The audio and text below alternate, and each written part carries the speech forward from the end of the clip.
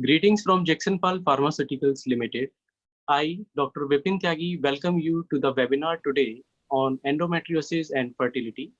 This webinar is brought to us as knowledge sharing initiative by Jagsonpal Medical Services.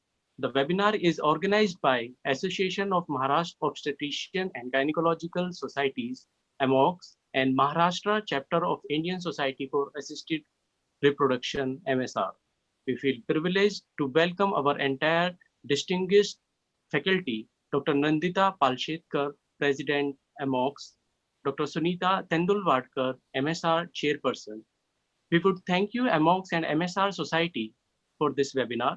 We do miss Dr. Arun Nayak, Honorable Secretary, AMOGS, and Dr. Amit Patki, MSR General Secretary, here today. We thank you, ICOG, for accreditation of 1 point. We are missing Dr. Mandakini Meg and Dr. Parag Biniwal. We welcome Dr. Rohan Palshetkar, Joint Secretary, AMOGS, and Managing Committee Member of Mumbai Obs and Gynae Society. Convener of this webinar, he will be introducing today's moderator for case-based panel discussion, Dr. Kuldeep Jain from Delhi. We have stalwarts from Maharashtra as panelists today, Dr. Amol Lunkad, founder member, Gynae Endocrine Society of India from Pune, Dr. Ashish Kale, executive member, Maharashtra ISAR from Pune, Dr. Chaitanya Sembakar, chairperson, AMOGS Infertility Committee from Omega Hospital, Nagpur, Dr. Kalyan Barmade, chairperson, Public Awareness Committee, FOXY from Latur, Dr. Kundan Ingel, chairperson, Infertility Committee, FOXY 2022-2023 from Pune, and Dr. Sachin Dalal, IVF specialist from Mumbai. We welcome all attendees present with us today. I hope all of you will enjoy this session.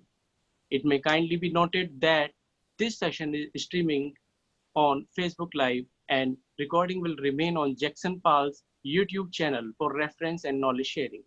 I will now request Dr. Rohan Palshetkar to kindly initiate the session. Sir. Thank you so much, Dr. Vipin. So everyone, welcome to this webinar on endometriosis and infertility.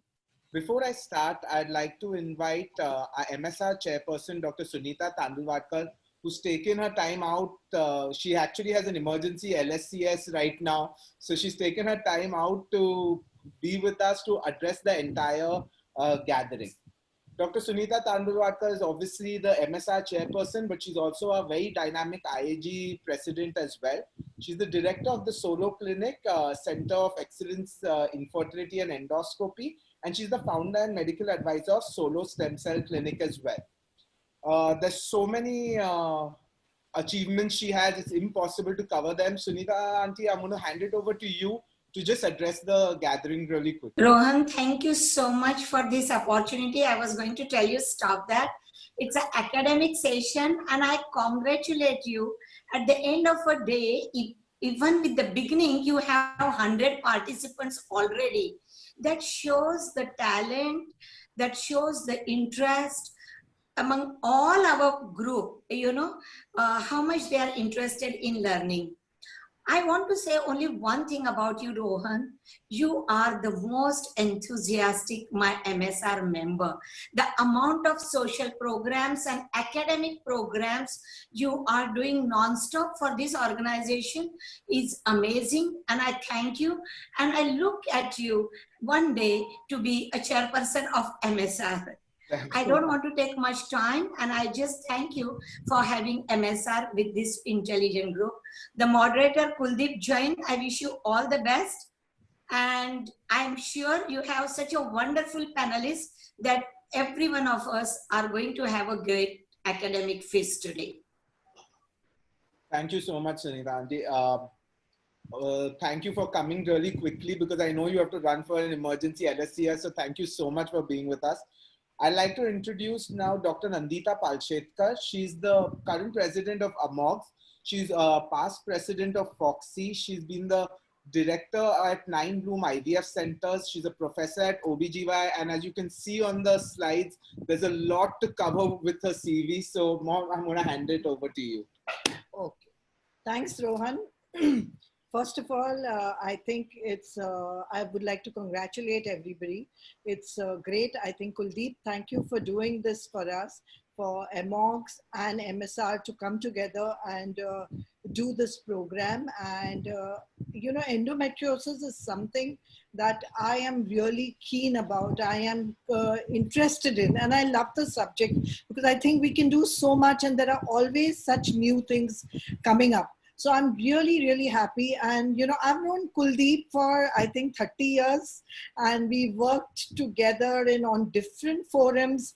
And I've always respected his surgical skills, his depth of knowledge, his academics, and moreover, he's a fantastic friend.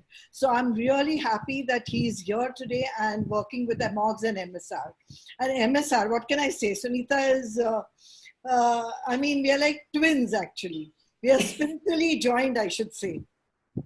You know, both of us are very, very spiritually oriented, and I think that's a strong bond which will always remain forever. So I'm really happy. And all this young brigade which is there, I think whoever I can see on the screen, Chaitanya is there, Kundan is there, Ashish, Amol, Kuldeep is, you're not in the young brigade, okay, Kuldeep, Kalyan, Sachin. I think fantastic guys, and all males, huh? Not allowed. Where are the women? But I think we women will take a back seat so that you all are all allowed to talk. But really, all you guys, I think you make AMOGS proud, you make MSR proud. And Kuldeep, trust me, MSR, all these guys are so well read, because when we had the conference in Goa, and I think, you know, even Sunita had the conference in Goa, these guys came up with such fantastic stuff, and they're absolutely updated with knowledge. So I think all the participants, y'all are going to get some real pearls of wisdom, get the latest facts. And I think in endometriosis, there's always a lot of new things to learn. And Kuldeep, all the best for your elections also. And I think I will just end my talk here and let you get on with the program. And Rohan, definitely, I think you've been doing a great job. You've been working very hard. I can see that. And all the best in your future endeavors. Thank you. Thank you so much, ma'am. Now, without taking too much time, I'm going to invite our moderator, Dr. Kuldeep Jain, to start the panel. He's the chairperson of the Endometriosis Committee 2017 to 2019. He's the founder, secretary, and immediate past president of the Indian Fertility Society. He's the member and board of directors of the International Federation of Fertility Societies, chairperson of the International Exchange Indian Fertility Society, the organizing secretary of IFFS 2016. He's the editor-in-chief, Fertility Science and Research, which is the official journal of IFS. He's trained in IVF and endoscopy from KJIVF Singapore, examiner of Delhi, Jaipur, and Srinagar universities. Sir has many publications. He's a scientific committee member of IFFS, the member of the International Scientific Exchange Committee of FOXI 2014 to 2016, executive member of the Association of Obstetricians and Gynaecologists of Delhi 2016 to 2018, ex-president of the East Delhi Gynaecologists Forum, the member guideline of the committee of ISAR 2008. He's an author of many books. He's received the Appreciation Excellence Award from IMA Rajdhani Gaurav Samman, written plenty of chapters, and the list just goes on and on. Sir, now I shall hand it over to you to please take over the panel. Thank you so much, sir. Thank you, Rohan, for kind words. And I am really happy to be connecting with all members of AMOGS and MSR. And for that, I will just like to thank Dr. Nandita, President of AMOGS, and Dr. Sunita. Both of them, they have been actually very kind enough to getting me connected to all members of AMOGS and MSR. We have been working together, Dr. Nandita and Dr. Sunita, and I must actually congratulate Rohan also, because he is the person I really admire since when he was actually entering into the field, because I have been seeing him growing like anything. So Rohan, really it is wonderful to be working with you and getting connected from with all members through you. So it is really great to be here on this panel.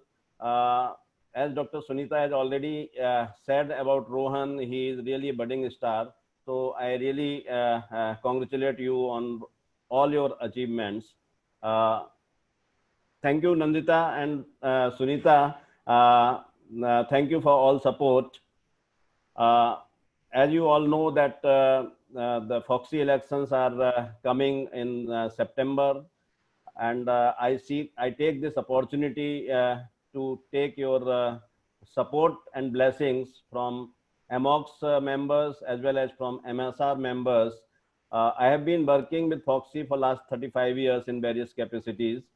I was my last assignment actually was chairperson endometriosis committee Foxy, which ended in 2019. And during this time, actually I met so many people throughout country, and I thought I should be playing a bigger role in Foxy. So now I am here seeking your support for Vice President Foxy North Zone this time. Please cast your vote in my favor on 1st September. It will be from 1st September to 10th September. Coming on to the panel of today, we are having a wonderful panel, a galaxy of experts, and they are all young, dynamic leaders in their field. And I am seeing the panel here. It is coming from all over Maharashtra, and they have already actually introduced Dr. So I welcome Dr. Amol. He is from Pune. Dr. Ashish Kale, again from Pune. Dr. Chaitanya from Nagpur. Dr. Kalyan from Latur. He is doing really wonderful job. I have been following him for last 2 months, and he is having really wonderful programs. So welcome Dr. Kalyan, Dr. Kundan from PCMC, and Dr. Sachin.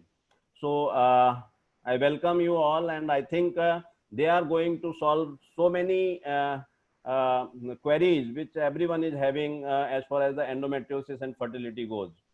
Ours will be a case-based discussion.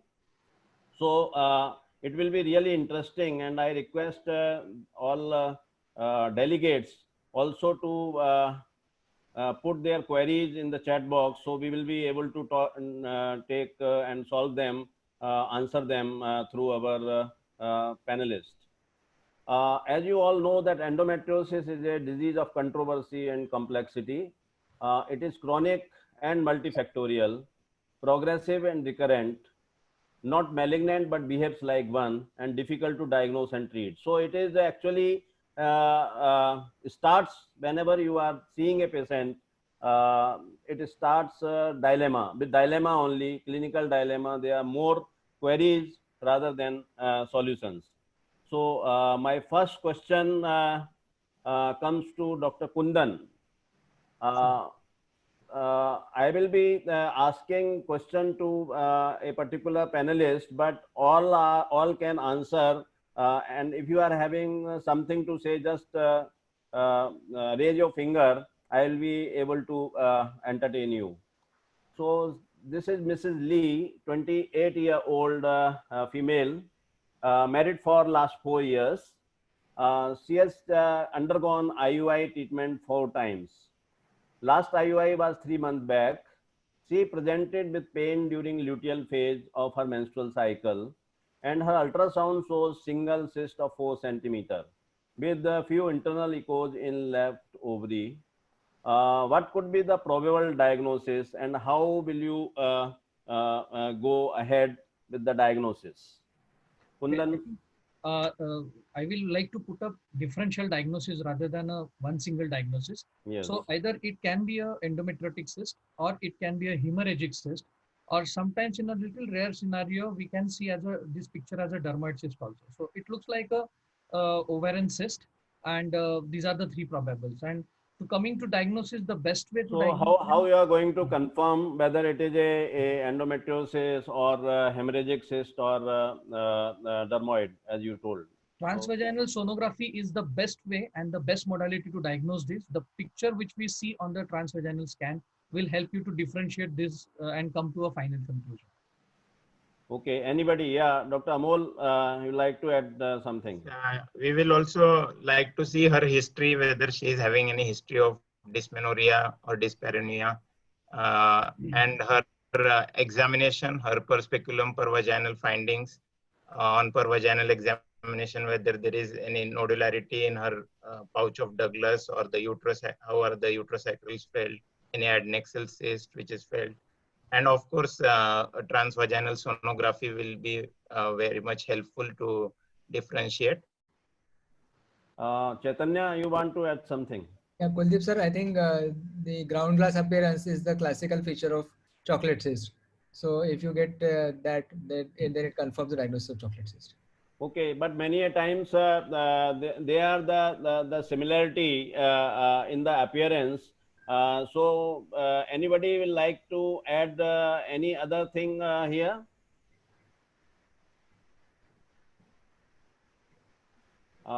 Any role of color Doppler in differentiating between the endometriosis and hemorrhagic cyst? Yeah. Kuldeep sir, Sachin here. Yes, Sachin. Yes. Can I talk?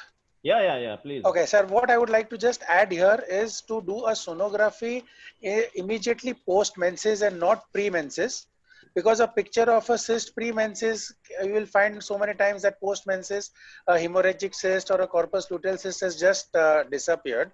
So just one sonography in the luteal phase, I would not make any decisions. I would probably call her back post-menses and do a sonography. And as Kundan rightly described the differential diagnosis, that is what my diagnosis also would be. Yeah, so I think that is a very good and relevant comment as far as the follow-up of these patients concerned. So first thing is you have to keep a lot of differential diagnosis in mind. Because she has come at that time when the follicle has ruptured and it could be just a simple cyst. But of course, when you are having a typical ground glass appearance like this, there is no doubt usually. And in these patients, actually, it is always better to go backward, because she is being followed and taking the treatment. So if there is a persistent cyst in the previous record, then that might really help. But if it is first time, if you are seeing this cyst during the luteal phase, then certainly you have to exclude corpus luteal cyst or hemorrhagic cyst. So I think it is very important from clinician point of view that you should always go backward to see the previous ultrasound, and that might really help in making the diagnosis. And again, follow up at post-menstrual phase. So post-menstrual phase, if you follow these cysts, then you will be wiser to make the diagnosis of what you call endometrioma. Anything else you will like to add? Is there any role of MRI here or CA125 in the diagnosis of endometrioma? Anybody wants to comment? Can I say something? Yes, Ashish. Yeah, sir. First of all, there is a particular history that she has a pain in abdomen in luteal phase. Yes. So if you go through the history very carefully, usually this will point out towards the more likely the hemorrhagic cyst. As rightly said, the hemorrhagic cyst doesn't appear after the post-menstrual phase. So if you do the scan in the post-menstrual phase, you will not see the cyst. Then it is probably a hemorrhagic cyst. Secondly, you will have if the good UHG findings are there, you have the blood and you have a free fluid, or maybe there is an echo texture which is different as compared to the endometrioma. So there is another way you can find out whether it is a hemorrhagic cyst or whether it is endometriosis. Secondly, the adhesions. If it is too much of bigger cyst or 4 centimeter, what is narrated here. So usually you will not have a restricted mobility of the cyst. Anybody will I like like to confirm? add here Yes, that yes. there is a very limited role of MRI in this patient. Otherwise, if you are suspecting deep endometriosis or bladder endometriosis, then MRI is diagnostic. Otherwise, I will not go for MRI.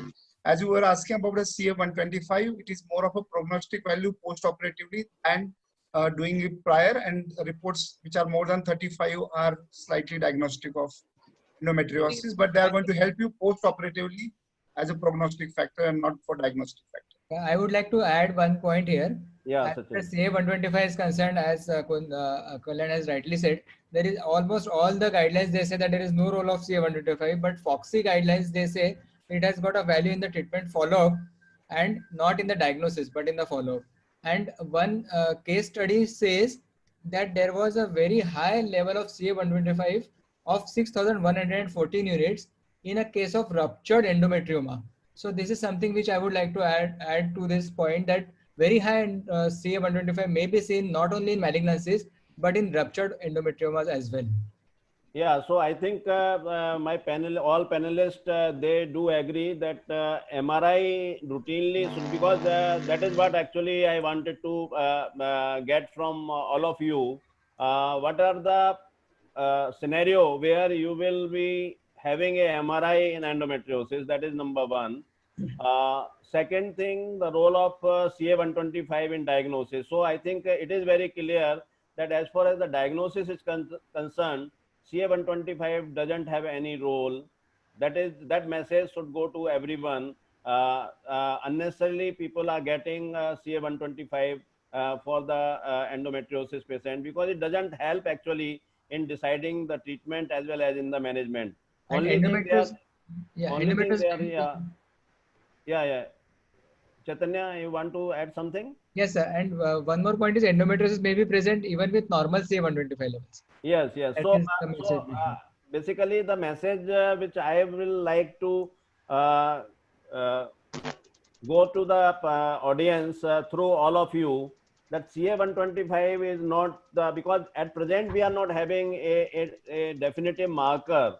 It will be very, very good if we have a biochemical marker, but at present there is no mark, and CA125 should not be used for the diagnosis. Yes, in ultrasound, I would like to add one thing is the transrectal ultrasound. So many centers are doing this ultrasound very successfully in a patient with rectal endometriosis and DIE, deep infiltrating endometriosis, and they are getting good results.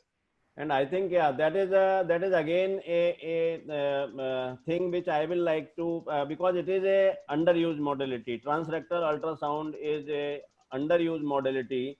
This should be used more and more, and until unless we realize that it is having a very high sensitivity as far as the deep rectal endometriosis and DIE is concerned, because it is having a very high sensitivity. Even in some studies, it is better than MRI to pick up deep infiltrating endometriosis. So I think that thing should also go to the audience, that we should be using more and more transrectal ultrasound rather than going for MRI. Yeah, Chaitanya, you want to add something? There is one social angle to this CA125, sir.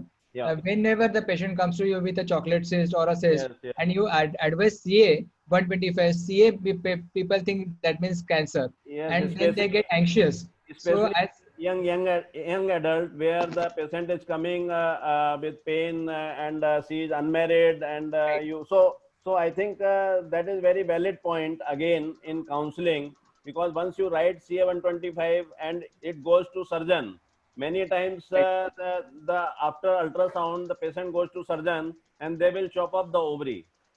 So again, that is a very, very important and relevant point in this discussion, that CA125 should be restricted, MRI should be restricted. We should use more and more of transrectal ultrasound to basically finalize whether patient is having, apart from endometrioma, there is a deep infiltrating nodule, especially in those patients who are having difficulty in defecation. Yes, Sachin, you will like to add something? Otherwise, yes, sir. I would like to add a different angle to CA125. Yeah. The CA125 report, when it comes, it clearly mentions in the narration below that levels more than 35 are also seen in endometriosis. So what I normally tell the patient is this is just a surrogate marker for endometriosis, and it helps me in diagnosing and convincing the patient that she is probably having endometriosis. And the patient is categorically told that this is not done for malignancy, but it is primarily done for endometriosis and probably a surrogate marker. Secondly, I would come to a very important part in history that probably we've missed out. One is dyspareunia, second is dysmenorrhea, and third, very importantly, is dyschezia, especially during periods if a patient complains that she's having painful motions or she's having blooding during motions during the periods. That can be classically diagnosed as a DIE and probably stage 3 or stage 4 endometriosis. So I think that is another point which has come out of discussion, that suspicion is very, very important, especially in young patients, because endometriosis usually starts very early, but it takes a lot of time to reach to a diagnosis. Average age is around 7 to 8 years before it is diagnosed. So I think high index of suspicion, a better and thorough history, and of course the examination and these ultrasound. Ultrasound is the backbone for the diagnosis, that can be substituted with color Doppler, and whenever there is a doubt, certainly MRI can come into the picture. So this is my next question, and this is coming to you, Ashish. A 34-year-old lady, married since 4 years, has 6 centimeter endometrioma with infertility. How will you manage?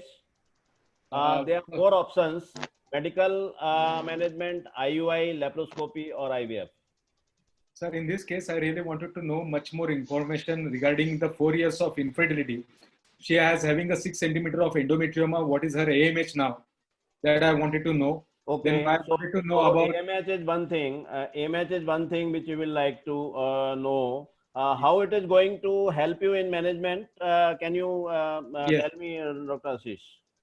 Sir, basically, if the with the 6 centimeter of a endometrioma at 34 years of age, and if the AMH is low, I will not go into the operative modality or IUI for that matter.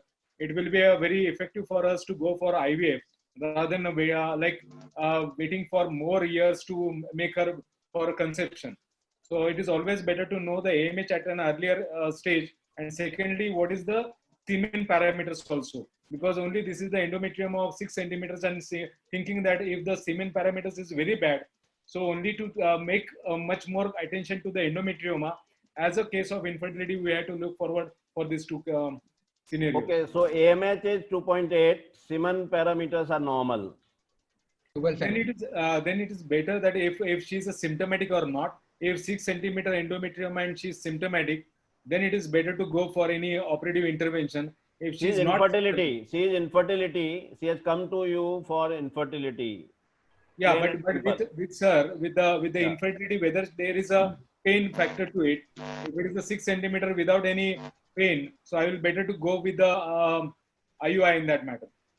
Stimulation without any intervention.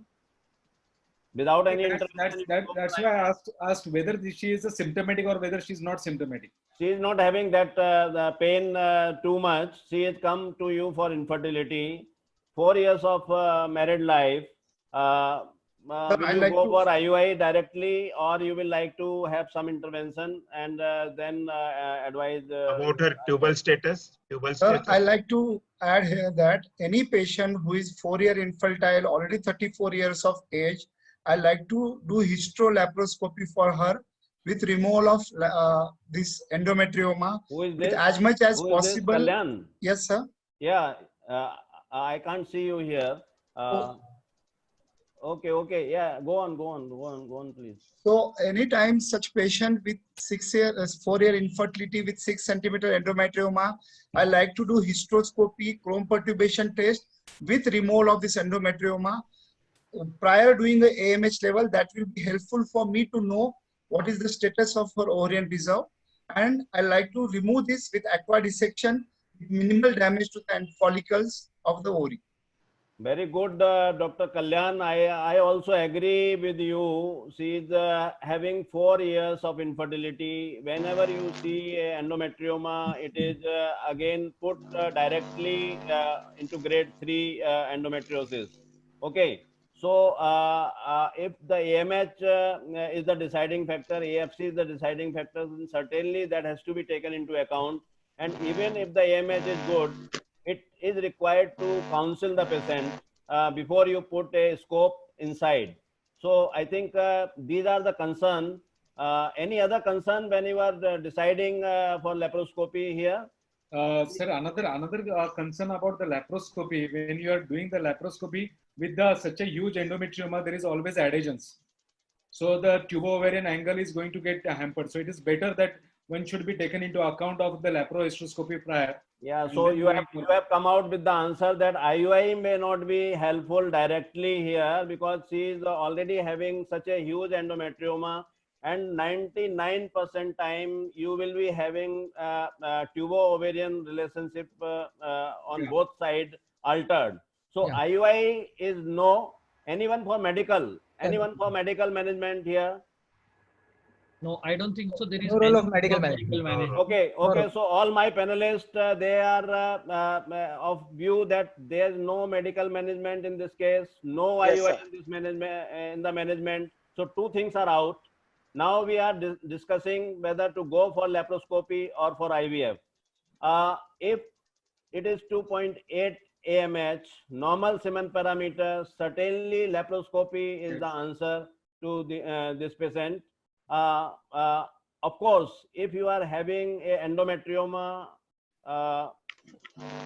there are seminal parameters which are actually not in favor, and AMH and AFC is very low. So I think these another factor, sir, I'll decide on if the size was less than 4 centimeter, I would have thought of doing something than doing a laparoscopic surgery. The main aim of doing a laparoscopic surgery. If you are having a 4 centimeter endometrioma, now come down to 3 centimeter endometrioma. Yes, now it is 3 centimeters. This patient is trying for 4 years. This patient is trying for 4 years. She has received all induction. Of course, IUI is not done. So you will prefer IUI or laparoscopy. 34 years, 4 years of infertility, 3 centimeter endometrioma, and coming to you for infertility treatment. Sir, if I'm very sure about my HHG finding and it is done it properly by myself, then I like to put her for 3 cycles of IUI in this patient because she is having an endometrioma which is less than 4 centimeter size. My main aim of putting a laparoscope is 3 reasons: to reduce the pain, to increase the chances of pregnancy, and to prevent the recurrence of endometrioma. Any disagreement from other panelists? Sir, yes. Sir, just one point. This is a very crucial step, and whenever you are doing surgery, the first surgery should be the last surgery. And if you are not a good surgeon, then there is a possibility of recurrence, as Kundan has already said. So you must think of the recurrence, which is very common. And second thing is counseling regarding possibility of diminished ovarian reserve because of the surgery. In spite of taking all the precautions by avoiding cautery and by doing stripping, you may land up with low ovarian reserve, and that possibility is always there. So you have to tell the patient, and that is the reason why we always prefer to do laparoscopy if there is a definite pain associated with endometrioma. And second thing is, you may actually think of tubo-ovarian relationship. Like if you are doing IVF and if you wish to do the ovum pickup and you think that this is going to help you. But as far as possible, you should avoid laparoscopy unless there is a definite pain which is a cause of concern to the patient. Sachin, you want to add something? Yes, sir. I would not agree with what the popular misconception is. The AMH, yes, it is important, but we have to look at the patient on the whole. We have had so many cases where the patients had stage 3, stage 4 endometriosis, where we've done laparoscopic surgeries. Yes, overzealous use of cautery should definitely be avoided. So what we do at the time of, I will come right, on sir. to that. Sir, no, just get my point. Before we take a decision, then only we will be discussing how it is to be done. Agreed. First we have to decide whether this patient should go for IUI 3 cycles or laparoscopy followed by IUI. Sir, straight away laparoscopy. We get the endometriosis under control. How many people are in our panel are for laparoscopy first and then decide whether it is for IUI or IVF, and how many people for IUI and then laparoscopy or IVF? 6 centimeter laparoscopy. 6 centimeter always laparoscopy. 3 centimeter, 4 years, 34 years. 3 centimeter IUI. IUI. Okay. One more thing, Dr. Kuldeep, I wanted to add is along with AMH, AFC will be also very important, because many times in endometriosis, AMH is not reliable. And so AFC should be taken into account before planning our further treatment. Okay, so my panelists, they say that IUI, if 3 centimeter, 3.5 centimeter, 34-year lady, 4 years. Now, I will like to just say why not IUI and why this patient should go for laparoscopy. Endometriosis is a disease of progression. If you don't do laparoscopy in this patient will be progressing to grade. If she is in grade 2, she will go in grade 3. If she is not, if she is in grade 3, then she may go in grade 4. That is number one. As I have, there are many papers, and it has been seen that whenever there is endometrioma, invariably in 80% of the patients, tubo-ovarian relationship are gone. There are enough number of papers which have shown that if you go for an IUI with endometrioma, the fecundity rate is 5% to 7%. Now, in this time of infertility practice, I think we need to optimize our treatment. And whenever we are talking of optimization, see, 3 cycles of IUI you have already done. Then you are going for laparoscopy. You are not leaving a chance for the simpler procedure. Then better you go for IUI and then directly go for IVF. That will be a better option. So laparoscopy is out.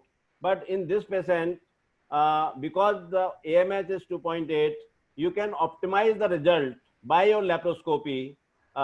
And if you do IUI, you may get a fecundity of around 14-15%. While if you don't do laparoscopy and go for IUI first, then fecundity is always very low. So I disagree with my panel here that she is 34 years. She is at the borderline of her declining fertility. She doesn't have time. 4 years is already passed. If the tubes were working, then even you don't require IUI, this patient should have been, should have actually conceived. So if the patient has not conceived for 4 years, I don't think your IUI is going to work here. You have to go for laparoscopy, correct the tubo-ovarian relationship, and if you have done a very good surgery, can go for IUI for 3 cycles. Otherwise, move on to IVF. So I think that should be the right choice here. I disagree with all panelists. I go ahead. You have decided to go for surgery. Any role of preoperative medical treatment? No role of surgery. No role. Okay, so again, preoperative medications, it will cause hampering of the vision. It is like a tip of the iceberg what you are seeing. So majority of the disease is a retroperitoneal. If you are giving some medical line of a treatment, it will again regress and you will not have the completion of the treatment. So I think that is a very good thing that all panelists are agreeing actually on on everything. So that is a very good sign. But I think disagreement is required at many places in the coming few slides. So there is no role of preoperative medical treatment, and I also agree here. Now, if you have decided surgery, concerns we have already discussed.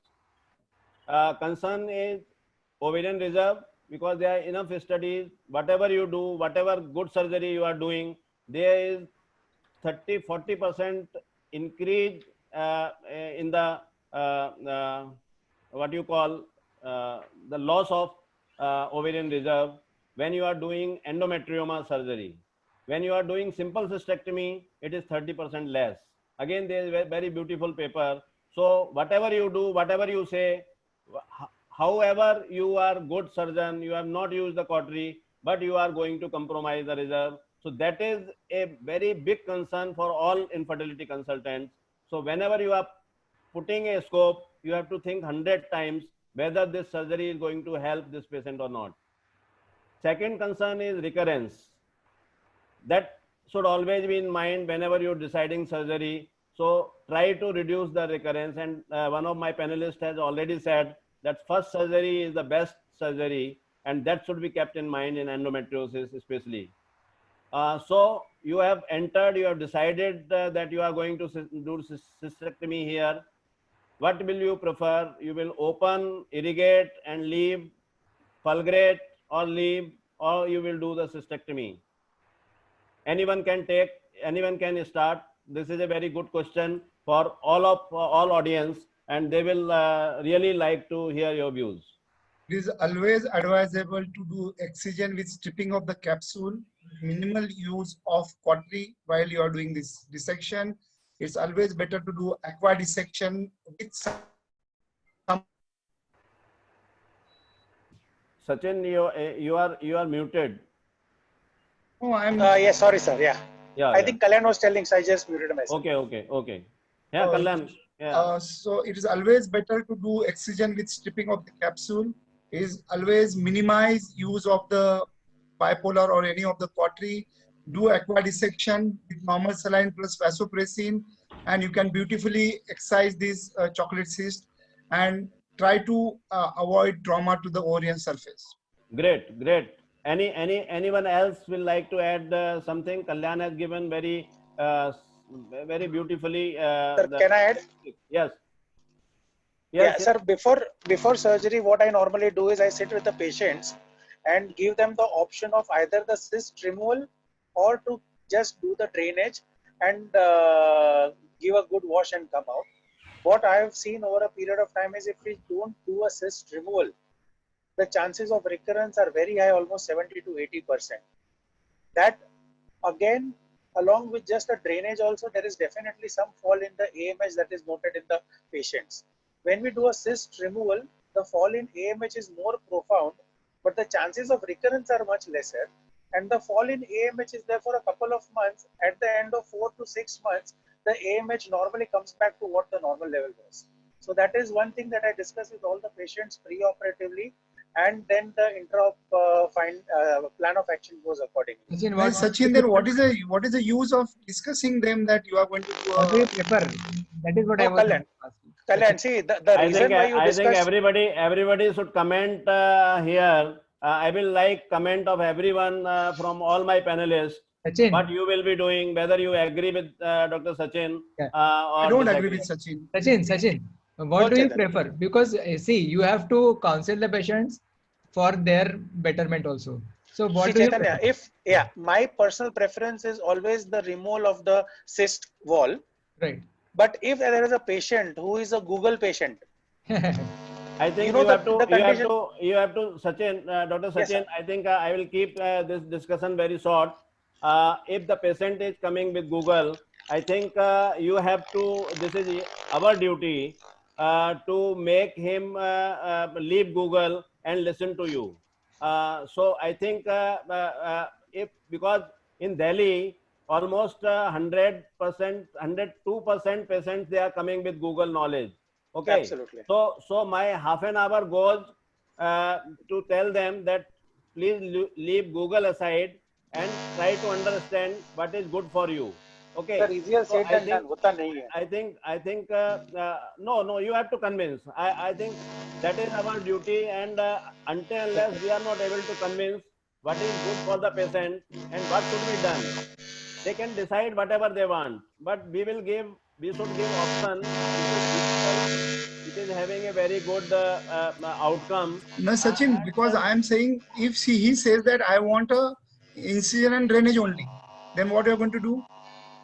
That is what sir is saying, that No, we have to tell Kalyan, them नहीं what is the best. Kundan Kalyan incision of drainage में problem क्या होता है in majority of the patients we find that the endometrioma recurs very badly and then the patient is on our head कि आपने surgery क्या किया कि 3 से 6 महीने में रिकरेंस है Yeah, I think sir, so, I wish so to that is the that. yeah Ashish Sir, yeah. The thing is that whichever patient is maybe listening to Google and all that thing. What is need to understand is what we are going to do. If it is a recurrence, the recurrence after the drainage is high. It is given in Google also in everywhere. So if you are thinking of the complete surgery, is the excision of the cyst rather than the drainage. आशीष हम लोग क्या सोचते हैं उसका मतलब नहीं है what the patient desires. No. You just operated. One minute. I think One we minute. need One to- minute. Yes, The question here is Kundan. what you are going to offer. What Yeah. patient thinks that's not the thing. Yes. So the It is the guideline says cafeteria that, approach. then it is our advice has to be given. I think the excision, the stripping of capsule is the first line of treatment. Yes, you must tell the patient that the reserve is going to affect it. But I don't think so that incision, drainage and irrigation options should be discussed in this scenario because our I agree. first surgery One more, should be the one best more point. surgery. Kundan, That is one more what we point. follow. Sachin, if you are doing, anyways, you are doing drainage, Stripping. then you can do it by ultrasound guidance also. नहीं, absolutely not because with some people do ultrasound it. I know guidance the it is chances known to cause Chaitanya, with ultrasound guidance the chances of ovarian abscess is very bad. More spice. Some people do it. Has added more No, spice in the absolutely not advised. I am also totally against that. But what I am telling you is, Sonographically guided aspiration has much more dangerous side effects as far as the sonography. I think we will finish up the discussion saying Yes. that Sachin is only concerned about the patient's request, and he has already told them that there are certain advantages and certain disadvantages. We'll move on to the next Absolutely point. Absolutely. So, but I will like to conclude this point. Excision with stripping of the capsule. If you remember, Yes. if you remember, my first question was, what are your concerns when you are putting a scope? If you remember these three things, that your concern is preserving the ovarian reserve as far as possible. Second, avoiding recurrence, and third is avoiding complication. So if you keep these three things in mind before endometriosis surgery, I think your all decision will be good. Whatever decision you are taking. I would like to add, sir, pain relief also. Yeah. If the patient is, so if you do a good surgery, if you do complete surgery, patient is going to be benefited even in our symptoms of pain. So I think it is a very clear-cut message. Incision and drainage is out of the endometriosis treatment. I think I am making myself very, very clear. Now there are two things: fulguration and cystectomy. They are both gives same outcome as far as the fertility is concerned. So whether you fulgurate endometriosis tissue or you do cystectomy, as far as the fertility is concerned, it gives the same outcome, but recurrence rate are very high in fulguration. When you are doing fulguration, so there are more evidence in favor of cystectomy than the fulguration. You can have a combined approach in those cases where you are finding that you are removing a lot of tissue. You can do the partial cystectomy, and where you are finding it difficult to remove, you can fulgurate. So combination approach is also justified in selected cases. Otherwise, try to do the cystectomy in right way, as Kalyan has said. Give the vasopressin, identify the plane, do the stripping in right plane, and minimize the hemorrhage and removal of ovarian tissue. So I think I have made myself very clear how you should do the surgery. So we are moving from here to the next case. Anyone for post-operative, what you call medical management? No, absolutely not. No. Absolutely not. No. Should not. So You should actually, not give any post-operative. Any indication of giving post-operative GnRH analog? Any indication when you are doing the surgery for endometriosis? I think there are few indications where you will like to give post-operative. Can I say? There is a study by Salam et al. Which says that there is a 3 to 4-fold increase in the pregnancy rate if you give 3 to 6 months of GnRH agonist after doing surgery and then pose the patient for IVF. So immediately before IVF, if you give leupride, then the success rate is very high. But then that was in 2006. What I feel now is that the times have changed, and since now we are more into freeze-all policy, the scenario has totally changed. So maybe what do you do? We can do antagonist cycle, do pickup, then maybe if required do surgery and give GnRH agonist, and then do frozen cycle. Yeah, so that is one approach. I agree. You can do that in a selected group of patients. Kundan, you will like to add something here? Yeah, actually, the indication for post-operative GnRH agonist only two scenario. One scenario where it is a grade 4 endometriosis and it is really beyond dissection. Yes. So I think Kundan has brought out the point what I wanted to say. If you are not able to do the complete surgery and you are thinking that you have left a lot of tissue, I think these are the patients. To avoid recurrence, you can give a post-operative GnRH analog before proceeding. That is one indication, very selective, very selective. Any other indication? I think if you have, if you are planning, most of the time these patients are put on for IVF, and if this patient is associated with severe adenomyosis, I think even those patients needs a suppression if you are planning for a fresh transfer. Now, in case if you are not planning for a fresh transfer, then in that case, frozen embryo transfer, then what Chaitanya suggested, that go ahead with a antagonist protocol and get the embryos, freeze them, and then do the frozen embryo transfer under down regulation of GnRH agonist. So that will be another. Yeah, so I think, see, because still the practice is, has not moved to freeze all.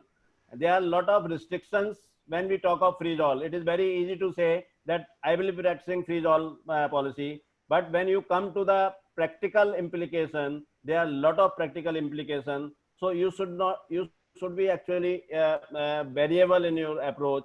You have to individualize all cases, whether you are going for freeze all in this case. If there is no harm, and at present, 80% of our cycles are still fresh cycles. Okay, so you can go for fresh cycles. There is no harm. As far as the agonist is concerned, we have been using agonist for so many years, so we should not discard it. I think there is a role of ultra long protocol in these patients. So you should not just discard it that I will be doing all antagonist cycle. I will not be using, because we know that there is implantation failure if you don't use agonist and you transfer. Okay. So either you freeze them and then use the GnRH analog, you will get a better pregnancy rate. Or alternatively, you do the dissection, do the bulk reduction, and then give a ultra long protocol for 8 week or 12 week, whatever is your protocol. Both I am using 8 week, somebody may be using 3 months, so that is okay. And then if you do the pickup, you will be having a better fecundity. Kuldeep sir, this just a practical concern on this point. If you give 3 months to 4 months of say GnRH agonist, will it not cause a lot of suppression of the ovary and you yes, so that's why I am using. That's why I am using. I have done a very large study, 8 weeks versus 12 weeks. I don't find any difference in the fecundity, while we are having more suppression and we are using more gonadotropin in 12-week group. So that's why I have been using 8 week and then going ahead. I think that is a very important point. People should come to know this, that long suppression of 12 weeks is not good. 8 weeks is better than 12 weeks. Yes. So that is giving almost same result. because we are suppressing the ill effect of endometriosis on implantation, and then when we are transferring, I think so. If you are using antagonist, there is no harm. If you are using agonist, there is no harm, but you should know how much to give and when to give. Okay. So, of course, we have already discussed the coagulation versus excision. So, that is again, we have covered. So, we move on to the next question. So, we have discussed post-operative hormonal treatment, only these 3 or 4 situations. Otherwise, just after surgery, you should move on to IUI or IVF, whatever you are deciding. Now, in this patient, again, your decision will be based on 2 things: how much correction you have done, what is the tube-ovarian relationship, and what is the disease grade. Even if you have done a very good dissection, if it is grade 4 endometriosis, suggestion and recommendation are that, because fecundity will be low in these patients, even if you have done a very good surgery. So, the preference is towards the IVF in high grade disease. If you are dealing with grade 1, grade 2, certainly these patients are for IUI for 3 cycles and then move on to the IVF. If you Sir, what I come. believe in this, particularly after the post-operative treatment, sir, basically there is a scoring system. If your disease is too much of grade 3, grade 4, it is better to go for aggressive treatment for IVF. Yes, if it is just a milder of endometriosis, IUI or planned relationship will work. So these are the reverse American fertility scoring system. So you can take care of that. Ashish, Kuldeep sir, just one point. Here there is a role of endometriosis fertility index. Actually, EFI is something which is specially designed for non-IVF cycles, where they focus on the fimbria, the tubes and the ovaries, along with the other factors like history of duration of marriage, history of previous pregnancy, and age of the patient. So these are the factors which are considered. So this is, I think it's a very good scoring. That is the scoring. How many people in my panel are using scoring system? In our MUHS fellowship, one of our students, we gave this topic for the presentation. My question is, how many of us in panel are using scoring system?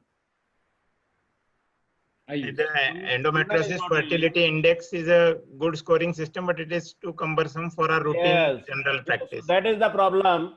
That is the problem. We need to have, see, American fertility system scoring is for the very long. Why that was discarded? Because it is so cumbersome. Fertility index is a very good scoring as far as the score is concerned, efficacy is concerned.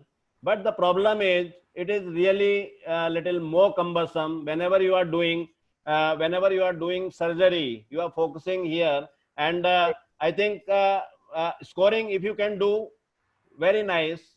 If you are having a person like your resident there, you should use scoring, you will be better off. So my advice is, everybody should use scoring. But if you are not able to use scoring, the same thing you can just calculate just post-operatively what you are going to, based on that. So actual scoring will really help in deciding. But if you are not able to score, at least see what you have done. What was the position of fimbria? How many adhesions were there? Where was the ovary? So these things, they are going to decide your future treatment. So that is my advice. What I do in my practice, I may not be having many times a resident with me. So putting on paper, if you can do, it is certainly good and it will give more information. So that is what is required. You should use fertility index if you are able to, because it is little cumbersome. So that is the clinical tip basically I am giving.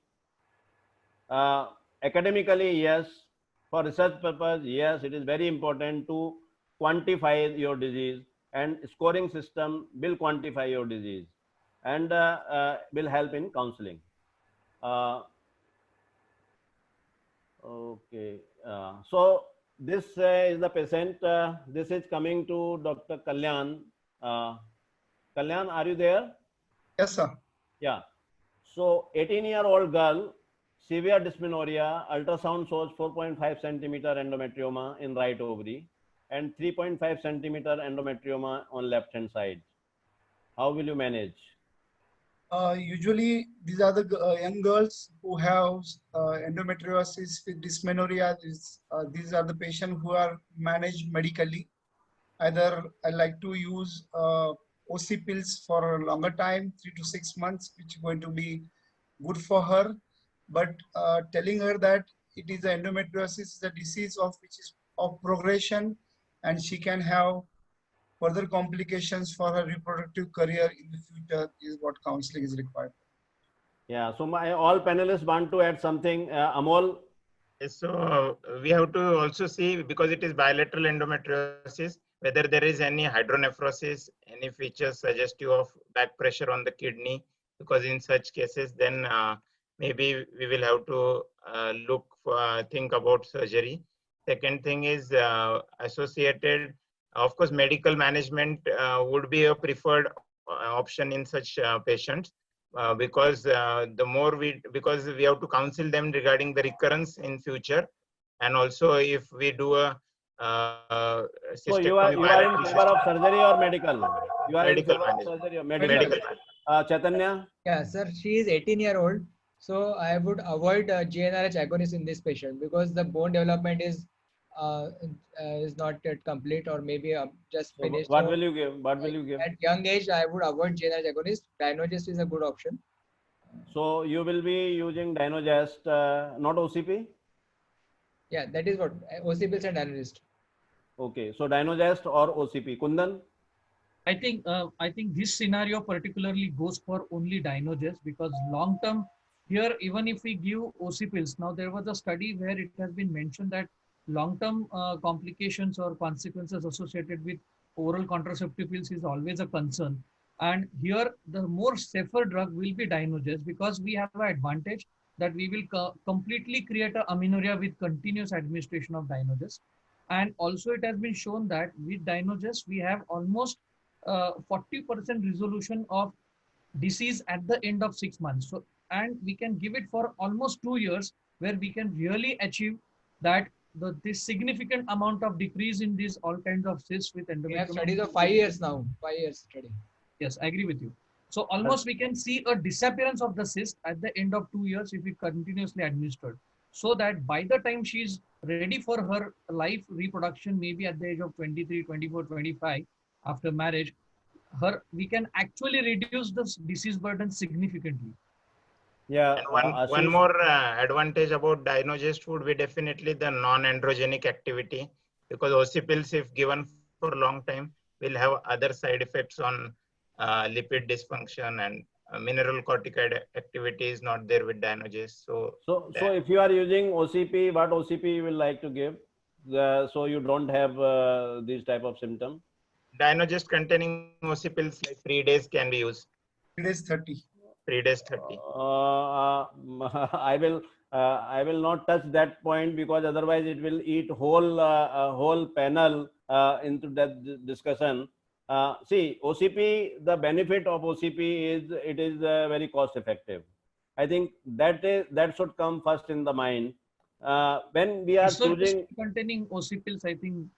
When we are so because the cost is one really constraint. When you are writing Dynogest for a longer period, many of your patients, they may not be able to afford the treatment, and they may discontinue. So you don't want that. Okay. So it is really important to go into the finances of the treatment, because it is a prolonged treatment, and patients should not discontinue because of the cost. So that is one thing. Of course, OCP, because we have been using OCP for years together before Dynogest came. Dynogest is having a lot of advantage, but all our panelists, they have said. But efficacy wise, OCP and Dynogest are almost same. I will prefer Dynogest because of many reasons. I will tell you later. Ashish. Yeah. Sir, in this gap, particularly if the problem of this particular girl, she's 18 years and she's adolescent. So there is a definitely no to a general agonist that all of us are agreed upon. Secondly, coming to the OC pills and the Dynogest, if the cost is concerned, OC pill is having a better hand as far as the Dynogest is considered. But Dynogest is a drug of choice nowadays, and it can be given for a prolonged time. Secondly, sir, in this particular patient, if it is a bilateral endometrioma, I also worried about her future reproductive outcome as well as the recurrence of the disease.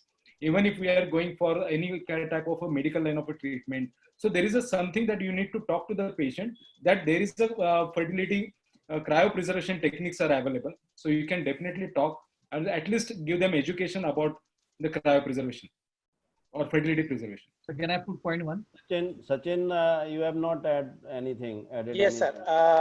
Sir, looking at the history, I would primarily probably counsel this patient for surgery. She is having severe endometriosis, bilateral endometriomas, probably a frozen pelvis looking at the history. So a laparoscopic excision and a good job at it. If she is not willing for it, then second line, what I normally start in a lot of these young girls is ormiloxifene. And it works wonders. I have given in patients up to 5 to 7 years. There is absolutely no side effects with ormiloxifene. Extremely safe drug, and the best part about it, it is then needed to be given only once a week. And so that is another thing that I've been using. And very cost effective, 10 rupees per tablet. And OC pills in such a young girl, I would not. Sachin has opened another Pandora box. He is very good at it. Regarding ormiloxifene, I have also used it and very good results with ormiloxifene. Sir, our Indian ormiloxifene is excellent. No, I have used it in endometriosis, adenomyosis, fibroid uterus, breast fibroadenomas, and it works wonders with zero side effects and most cost effective. But I am discussing here surgery versus. Sir, no to surgery, because I really feel so. If she's 18 years old and you are putting her for a surgery, whosoever it may be the surgeon, in her lifetime she has a higher chance of recurrence. So what are the patients? What are the patients you will go for surgery straightway? My question is very direct now. Yes, sir. Only if there is hydronephrosis, severe pain, and if there is hydronephrosis. One by one, there are four indications. Four of you can take. Severe pain.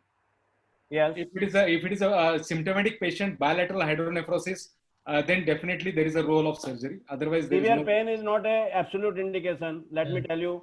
Pain not endometrioma rupture.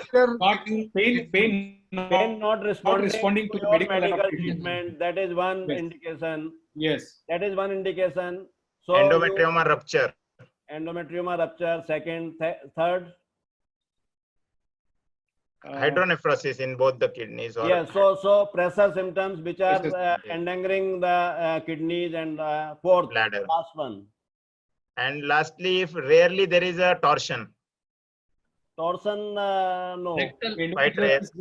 Rectal endometriosis. When there is a doubt, in the diagnosis and it is malignancy. If it is a malignancy, there is a doubt of a malignancy. Even if you are having a doubt, you should go in. Otherwise, apart from these four indications, primary treatment, symptomatic rectal endometriosis is another indication for that we have, because she is not basically responding to your medical treatment. But in all these patients, medical treatment is first line drug in adolescent endometriosis, first line therapy. And before putting a laparoscope, you should think 100 times. I am because this is again very clear that surgery is one thing which can give you a very high success rate as well as very high morbidity and mortality. Okay, complication rates and everything. You have this patient, 18-year-old, she is having whole life. If you have not done a complete surgery here, she will undergo for multiple surgeries, or she will have to go for egg donation program. So please don't put laparoscope unnecessarily in younger patients. In younger patients, they are very defined indication. You can go ahead for surgery in these four indications. One more thing of Dynogest or OCP.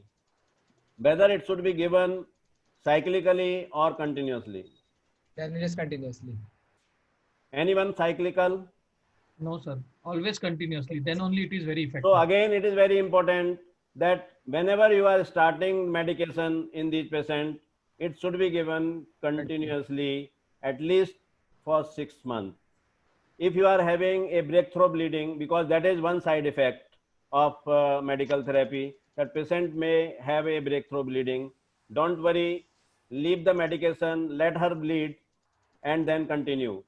The treatment. At least because if you keep on giving it cyclically, patient will have very high recurrence rate. Once you stop the treatment, there will be recurrence again. So continuous treatment, at least for 1 year, 2 year, whatever is the patient is there. What about GnRH agonist? You have given OCP, you have given Dynogest. Patient has not basically having symptom free. She is not symptom free. She is still having pain. GnRH agonist, she has become now from 18 to 19. Agonist, anyone? Not at this Sorry, stage. the question is that once she goes So to what will be the age when you will consider GnRH agonist? After 21 maybe. Not at this stage. Anyone? Kundan, Ashish? If we compare Dynogest versus GnRH agonist, then the results are almost similar, and the side effect profile of Dynogest is better than GnRH agonist. For no, but she is not responding. She is not responding. If she is not responding to the Dynogest, or for that matter, OC pills, she is unlikely to respond to the GnRH agonist. And in this particular situation, we are not like to give her a GnRH agonist. Okay, I think there are few papers fail the oral treatment. GnRH agonist can be given with caution. Okay, with caution. Of course, you have to give advac therapy whenever you are giving GnRH analog. So that is one. See, this patient is having only 2 options now. Either goes for GnRH agonist or for surgery. So that you have to decide what will be the best for her. You can do surgery in this patient because she is not responding. You can go for GnRH because she is 19, borderline. But not before 18. Okay, not before 18. 19 is the age where you can counsel the patient. You can see the pros and cons of both the treatment, and then you can decide. This we have covered very nicely. How much time, Rohan, we are having? We can take one more case. It's already 8:20 actually. Yeah, so we can take one more case. I am skipping this. We have already discussed recurrence. What do you do in recurrence? This patient has come with recurrent endometrioma, P2, L2, 34 years, recurrent endometrioma. Patient has already gone for 2 surgeries. More conservative approach should be followed. Like, first approach will be either medical management, or second alternative we can give is a progesterone IUCD to this kind of patients. Okay, so I think that is what I wanted to bring. These patients, they respond very nicely with the LNG IUD. So recurrence, younger patient, not wanting definitive surgery, you can certainly try medical management in these patients. Either you can go for Dynogest in these patients, or start with GnRH agonist and then move on to the, because GnRH agonist, because these are the patients where if you combine agonist initially and then maintain them on Dynogest, they fare very well. So that is one suggestion, that you give agonist in the recurrent endometriosis and then maintain them on Dynogest, or you can put them on LNG IUD. Has anybody tried LNG IUCD in unmarried girls or young girls? Usually LNG IUCD, they are not, there is not much suggestion that they should be tried. Anyone for letrozole? About my experience of LNG IUD, I am Yeah. using it. Previously, I used to do thermal balloon ablation for these mentally retarded girls, and now I am using LNG IUS for these mentally retarded girls. Okay. That is it. Okay. Okay. So anyone have used letrozole in these cases? So the problem with letrozole is that for a short term you can use it for a symptomatic relief, but for a long term it causes a severe hypoestrogenic changes. So that is why letrozole goes for a second option. The Yeah, letrozole I am using for those patients with deep infiltrating endometriosis with hysterectomy done, with you feel that there are so many implants remaining in the pelvis, then I am using letrozole. Otherwise, no experience of. Let me tell you my experience with letrozole. Letrozole is very, very good as far as the symptomatic relief is concerned.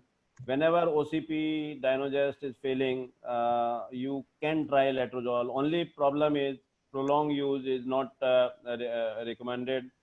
There are not many studies. Actually, recommendation has not come because there are not many studies. People have not tried for in more breast than cancer, it is used for a longer time, sir. yeah. So, but in these endometriomas, 6 months I have used, but I was not very sure that I should be using more than 6 months. But whatever patient I have put on letrozole, they are very, very, very happy. Very happy. It is cost effective also. So letrozole is one. Aromatase inhibitor. Yeah. Yes, aromatase inhibitor can be given. Can use a dydrogesterone also, sir. Or if dydrogesterone, there's not much. Any progestin you can use actually, but the cost effectiveness and efficacy both comes into the way of dydrogesterone. So that is not a very good choice. We are having Dynogest there, which is actually very effective, very compliant, very friendly. And I think that can only problem is cost. So that if you can manage that, I think that is good. So last case I'm looking here.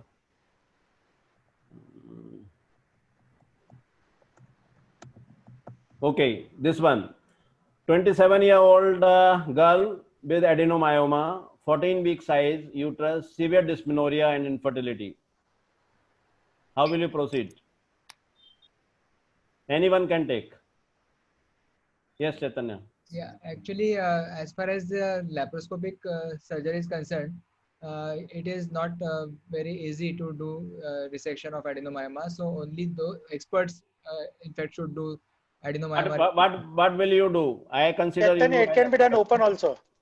No, being done open or laparoscopy, it has to be a localized adenomyoma. Then only you can operate. Otherwise, a generalized adenomyoma you cannot operate. I agree with Kalyan. For such patients, we need to put one by LNG. One by one, please. One by one. For such patients, I like to put an LNG IUS for some time, maybe 6 months or 1 year, and then we'll decide if the size will not work. It will get expelled. I have experience of Kalyan, she is infertile. She has come to you for infertility.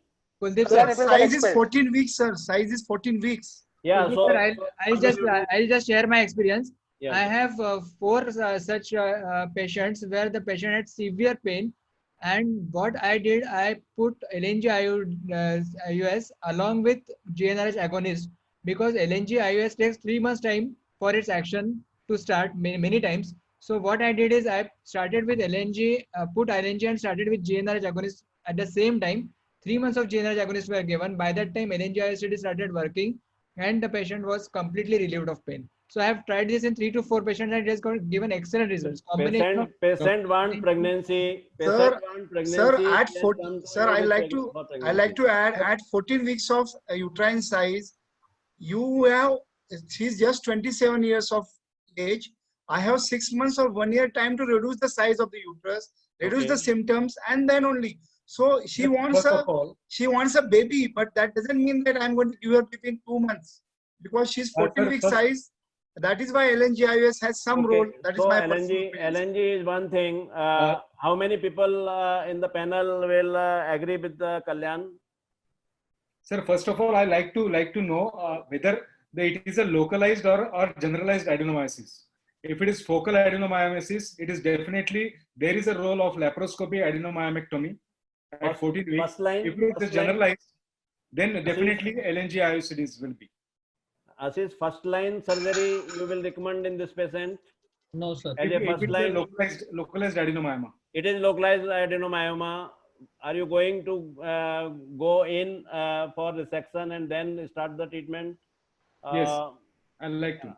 Anyone who agree with Ashish or disagree? Sir, can I comment? Yes, yes. Sir, it's not that every diffuse severe adenomyosis will have a very significantly reduction in the implantation rate. So I think I will give value more for evaluation of endometrial thickness and the blood flow. Now, if I find it that these two parameters are compromised, I will like to go ahead for a short-term down regulation and do a kind of a frozen embryo transfer or something like that in this case. But if it is kind of a focal adenomyosis, the endometrial thickness is good, blood flow is good, we don't need any intervention for this kind of adenomyosis because the pregnancy rates are not reduced. So basically you are saying you will go ahead with GnRH analog and then do IVF and then transfer. Is that so? The embryo freezing has to be prior, and then when you do a frozen embryo transfer, then give a suppression for a little longer time. Now there is a very good meta-analysis where it that makes sense. That makes sense, Kundan. I do agree on that. Anyone who will be doing surgery at first place, and Ashish is there one. Chaitanya, what you will be doing? No surgery. No surgery. Sachin? Surgery. Sachin is surgeon, so he will do surgery. Kalyan? And no surgery at the first place, sir. Okay. So I completely agree with Kundan. You have to freeze all, followed by long-term GnRH agonist, followed by transfer. Yeah, so I think that is the recommendation. Surgery is having a role, but not primary first line. So it is always, and that has been the practice till now. Of course, there are a lot of studies which have, see, problem is, even if you do surgery, the fecundity rate are not very, very good. That is number one. Second, all these patients, they are having very high chances of miscarriage. Okay. Now, there is a lot of literature which has compared medical first and then going on to the surgery, combining medical with surgery and alone, the three arms, one surgery, one combined medical and surgery, and one medical management. What we found, and that has been now my practice also, primarily first cycle is always medical until unless it is very huge and you can't proceed. Okay, so size will certainly matter when you are deciding for surgery. Okay, but up to 12 week, I think straightway you can think of medical management. Problem comes after 14 week. After 14 week, because 14 to 20, I have done up to 24 week. So I am having that these patients, like this patient was 24 week, around 24 week. It was a huge endometrioma here. And because see, adenomyoma is not very easy to perform. That is number one. You have to do the bulk reduction. You don't know how much to reduce. So mapping has to be done before you start.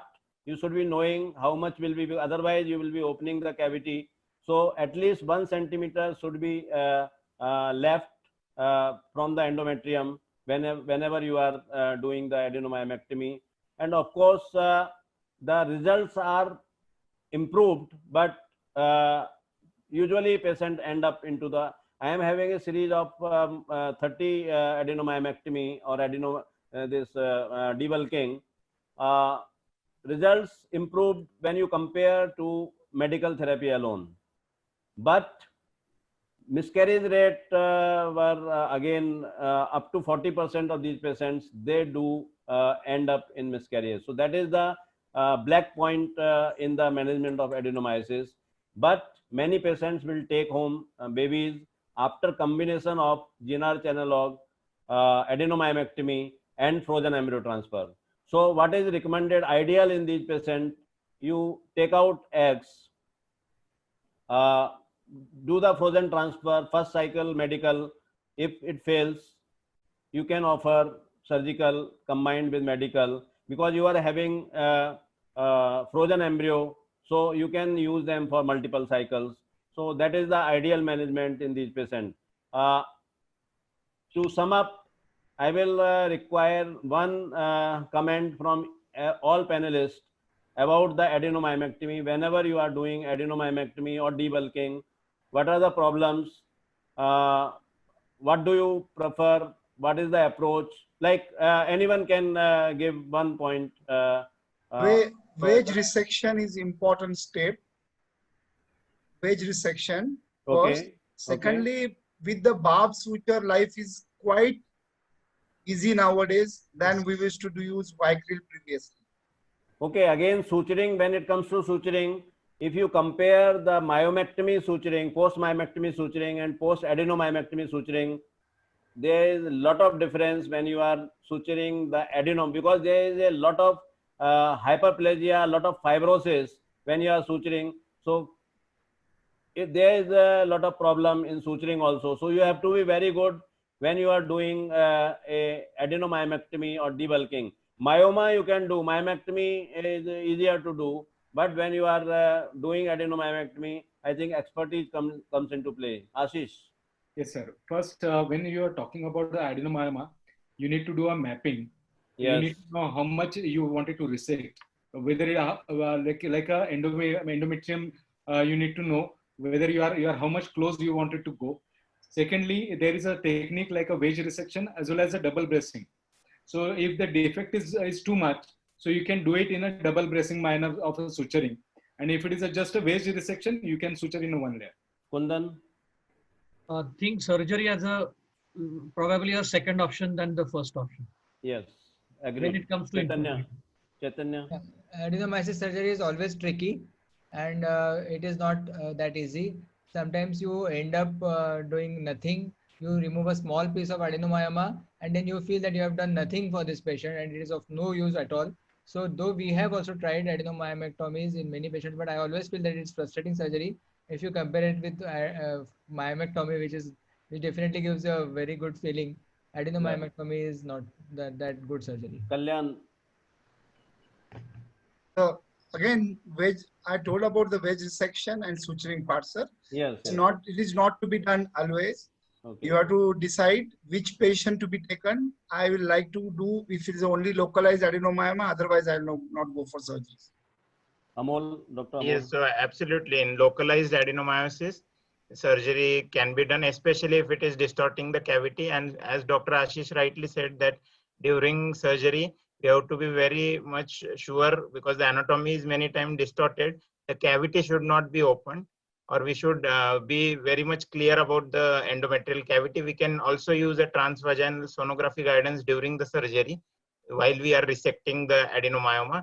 And if the wedge resection is usually done, but if the defect is usually to be closed in at least 2 layers, and as Dr. Ashish rightly said, that if the defect is large, then we can use a double flap method to close the defect. Okay, nobody has commented laparoscopy versus abdominal. Is there any comment on that? Sir, can I? It will give similar results, sir. Yeah. Sir, laparoscopy versus open, it depends upon the skill of the surgeon. Okay. I preferably do laparoscopy. That is what I wanted to hear. So it is surgeon. not necessary that you have to go for laparoscopically, but certainly laparoscopically the recovery and the benefit of laparoscopy. So that will be there.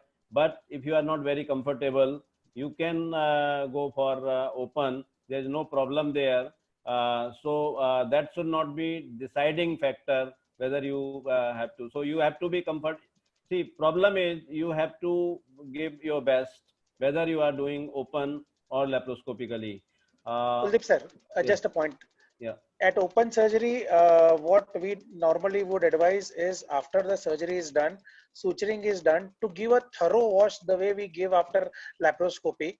That greatly reduces the pain and the adhesion formation after an open surgery. A good judicious lavage with 1 to 2 liters of saline. And of course, the use of interseed. Interseed, yes. Okay, so I think my panelists, they were very brilliant. They have done really wonderful job.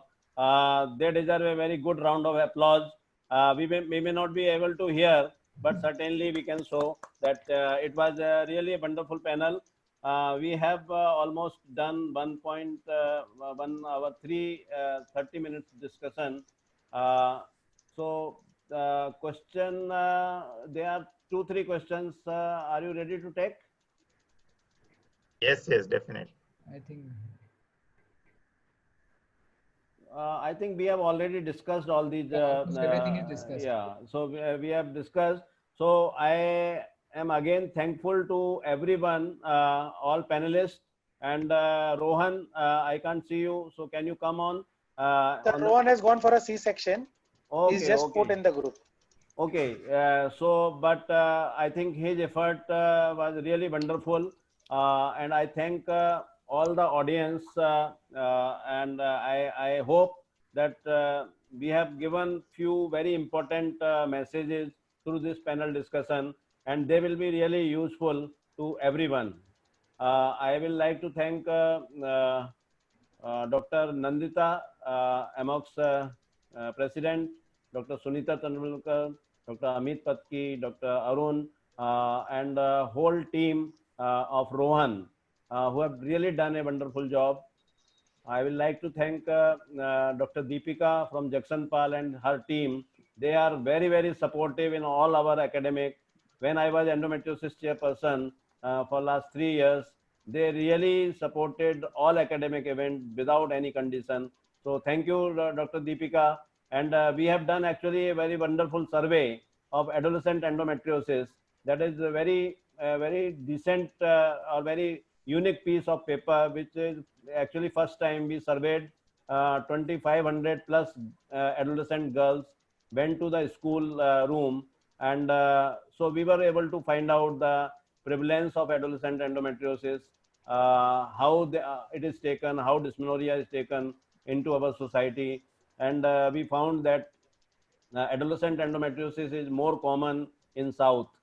So we divided actually in zones, and it was more common in South. But medicine for dysmenorrhea are taken more in North. So that was something. In South, they don't, the medical facilities, though they are available, but prescription rate were not very high. So these were some of the very good findings. So thank you again, everyone. I hope everybody will take care in Corona. So thank you very much. So on behalf of Jagsonpal, makers of Endoreg 2 mg tablet and injection Gonadoreg 3.75, I am Dr. Deepika Chhabra, and along with my teammates, Dr. Vipin Tyagi and Mr. Amit Saxena, we appreciate and thank all the experts for taking out valued time and sharing vast knowledge with us today. We at Jagsonpal would like to reassure all the experts our extended support to your future activities in the service of women's health. We appreciate the presence of all the attendees. Without your support, this initiative could not have been possible. So we go a long way. Before I leave, I request again all of you to support me for my vice presidentship in Proxy this election. So thank you very much, everyone. Thank you.